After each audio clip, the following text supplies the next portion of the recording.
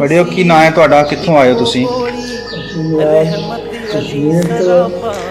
पिंड जाया पिंड की उधर आया। ठीक है ਇੱਥੇ ਤੁਹਾਡੇ ਆਉਣ ਦੀ ਅੱਜ ਖਾਸ ਵਜ੍ਹਾ ਕੀ ਹੈ ਕਰਤਾरपुर ਸਾਹਿਬ ਦੇ ਵਿੱਚ हम सिया 70 साल के बाद मिले इन्होंने मिलने आशा इन्हें फोन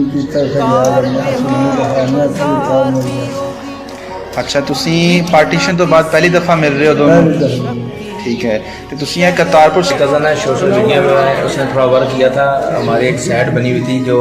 उधर के और इस पाकिस्तान के जो लोग मतलब बहुत कुर्दी कश्मीर का जो खदान बंटवारे में लद हो गया था तो उसमें उन्होंने भी अपनी एक वॉइस भेजी है कि इस तरह मेरा एक भाई गुम हुआ है तो वो इसके ज़रिए जब इन्होंने सुनी तो इन्होंने इनको पता था कि ये ज़ाहिर एक भाई इनका इधर से उधर से आया हुआ है तो जिसका नाम ये इमरान है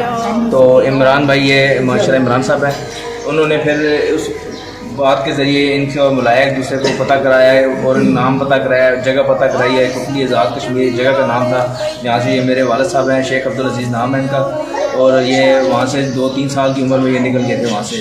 तो इनका साथ वहाँ से छूट गया था तो जिसकी वजह से फिर ये आज 74 साल बाद हमारी मुलाकात हुई है इनके साथ तो एक सोशल मीडिया के ज़रिए हमारी मुलाकात हुई है।